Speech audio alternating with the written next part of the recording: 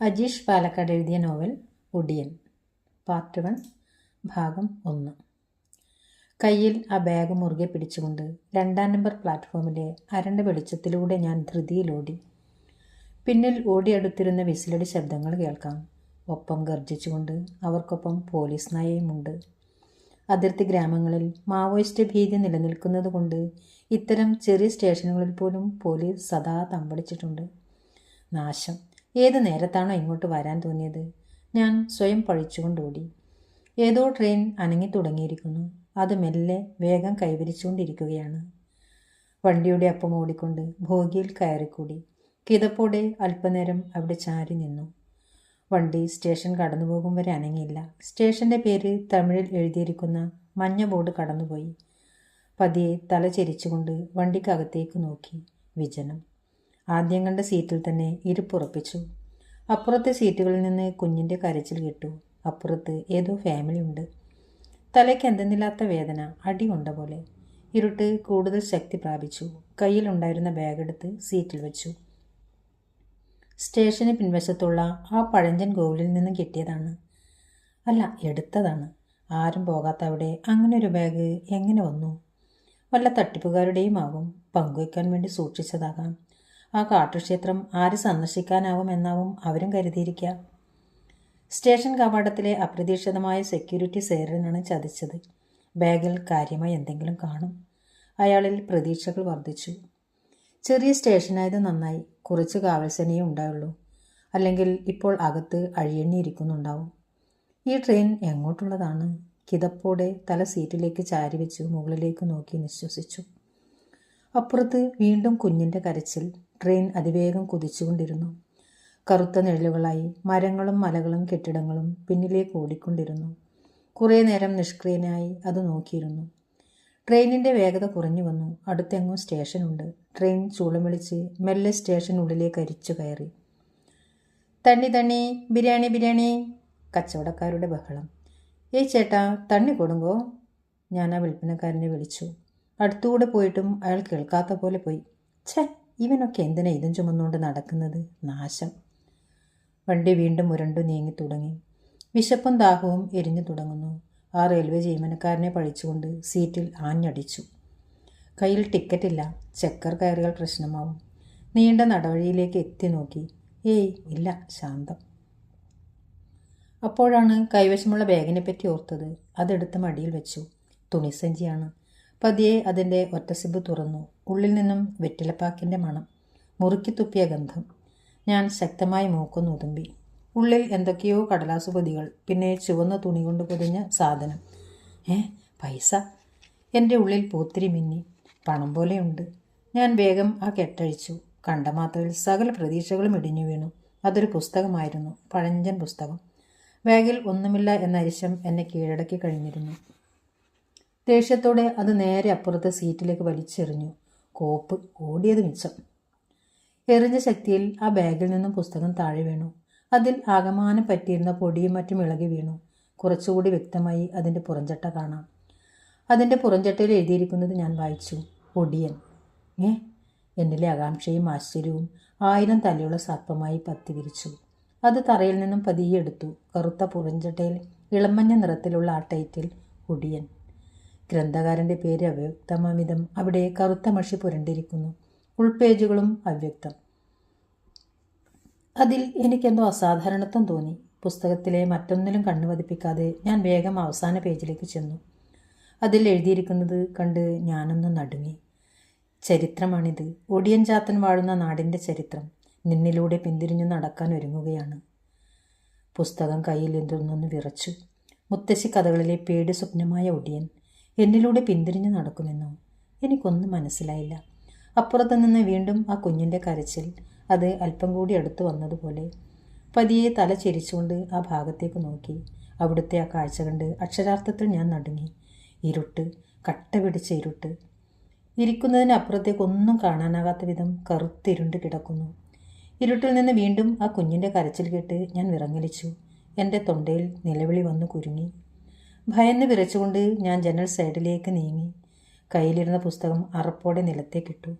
അരണ്ട വെളിച്ചത്തിലും അതിൻ്റെ പേര് തിളങ്ങി. ഒടിയൻ. ട്രെയിൻ അതിവേഗം പാഞ്ഞുകൊണ്ടിരിക്കുന്നു. അപ്പുറത്തെ കമ്പാർട്ട്മെൻറ്റുകളായി യാതൊരു ബന്ധവുമില്ല. അടുത്തെങ്ങാനും സ്റ്റേഷൻ ഉണ്ടായിരുന്നെങ്കിൽ ഈ വണ്ടിയൊന്ന് നിർത്തിയിരുന്നെങ്കിൽ ഇറങ്ങി ഓടാമായിരുന്നു. എന്നാൽ ആഗ്രഹങ്ങൾക്ക് വിപരീതമായി ട്രെയിൻ ഓടിക്കൊണ്ടേയിരുന്നു. പുറത്ത് കൂരിരുട്ടിൽ തനിക്കെതിരായി വണ്ടിക്കെതിരായി ഓടിക്കൊണ്ടിരുന്ന നിഴലുകൾ ഏതൊക്കെയോ ഭീകരരൂപികളെ അനുസ്മരിപ്പിച്ചു. ഞാൻ ഭയത്തോടെ കണ്ണുകൾ ഇറുക്കി അടച്ചു. കാലുകൾ രണ്ടും സീറ്റിൽ കയറ്റിവെച്ച് കാൽമുട്ടിന്മേൽ മുഖം അമർത്തി വെച്ചുകൊണ്ടിരുന്നു. ഇരുട്ട്. ഇറുക്കി അടച്ച കണ്ണുകൾക്കുള്ളിൽ നിറഞ്ഞ ഇരുട്ട്. നട്ടലിനിടയിലൂടെ തണുത്ത ഒരു വിറയൽ. എന്തോ ഒന്ന് ചുമലിൽ മൃദുവായി വന്നു തട്ടുന്നത് പോലെ എനിക്ക് തോന്നി. ശരീരം വിറങ്ങലിച്ച ആ അവസ്ഥയിൽ നിന്നും തനിക്ക് അനങ്ങാനാകുന്നില്ല. അതെ, കൈയാണത്. മെല്ലിച്ച വിരലുകളാൽ അത് തോളലുകളിൽ പിടിമുറുക്കുന്നു, എന്നെ പിടിച്ചു കുലുക്കുന്നു. കാൽമുട്ടിലേക്ക് മുഖമൂന്നിയിരുന്ന ആ അവസ്ഥയിൽ നിന്നും ഞാൻ മാറി അതെന്തെന്ന് നോക്കാൻ മനസ്സ് വെമ്പി. എങ്കിലും ഒന്നും സാധിക്കുന്നില്ല. ചലനമറ്റതുപോലെ. ഉറക്കെ നിലവിളിക്കണമെന്നുണ്ട്, നാം അനങ്ങുന്നില്ല.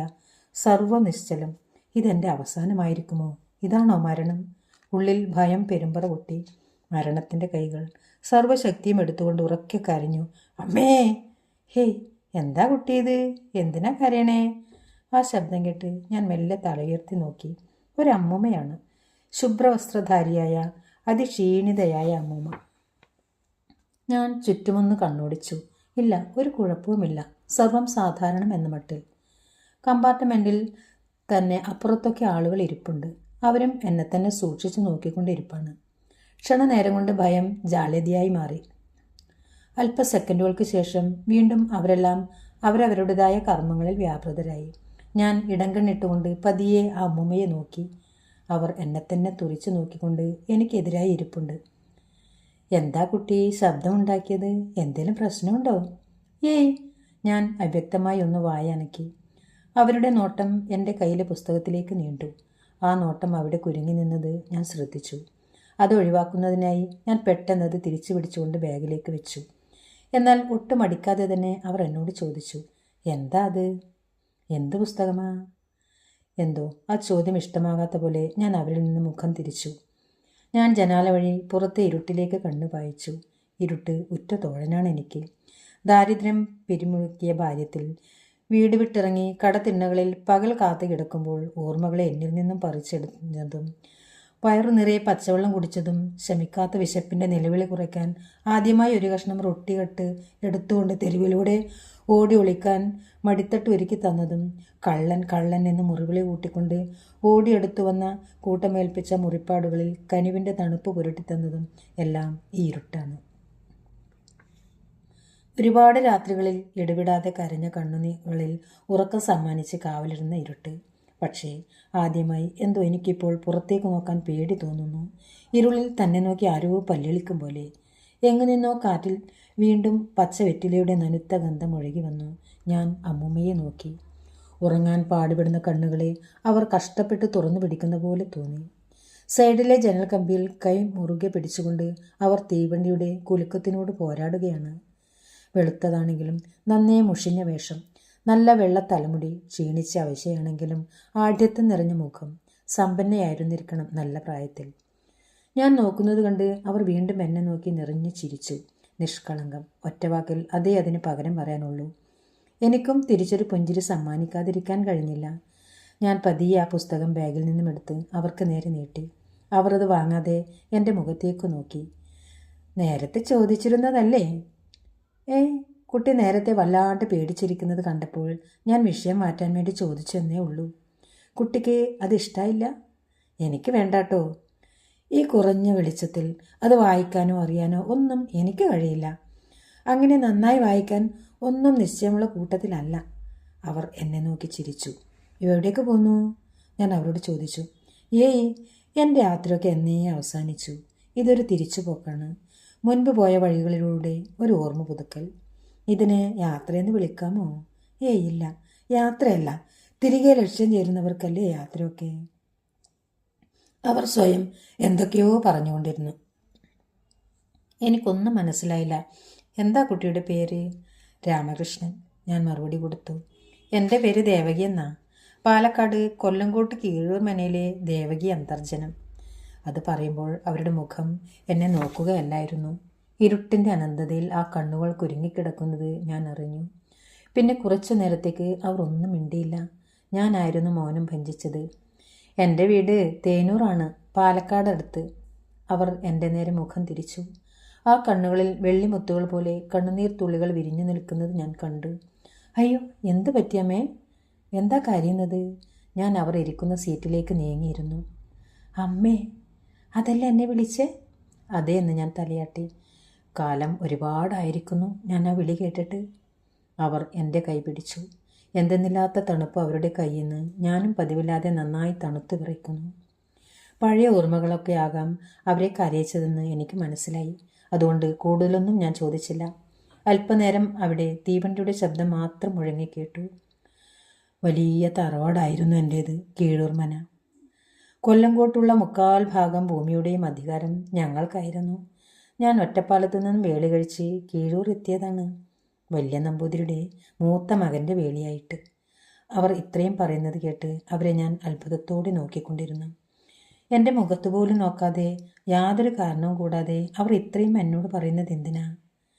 എന്നാൽ തുടർന്നും അവർ പറയുന്നത് കേൾക്കുവാനുള്ള എന്നിലെ ത്വര ആ സംശയത്തെ ദുരാകരിച്ചു.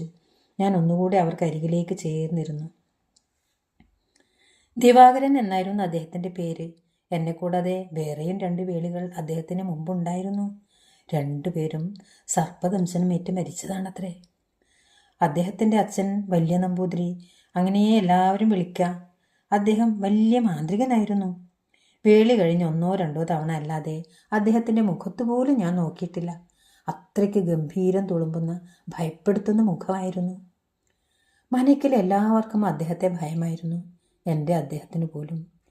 മന്ത്രതന്ത്രവിദ്യകളിൽ അഗ്രഗണ്യനായ അദ്ദേഹത്തിനെ കാണാൻ എപ്പോഴും ദൂരങ്ങളിൽ നിന്ന് പോലും ആളുകൾ വരുമായിരുന്നു. ചിലപ്പോൾ അവരുടെ ആവശ്യപ്രകാരം പൂജാകർമ്മങ്ങൾക്കും മറ്റുമായി അദ്ദേഹം മാസങ്ങളോളം വീട് വിട്ടു പോകാറുമുണ്ട്. ചിലപ്പോൾ ആഭിചാരങ്ങൾ മനയ്ക്കൽ തന്നെയുള്ള അദ്ദേഹത്തിൻ്റെ വലിയ പൂജാമുറിയിലായിരിക്കും. പകൽ സമയത്ത് പോലും പെണ്ണുങ്ങൾ ആ മുറിക്കരികിലൂടെ പോകാറില്ല.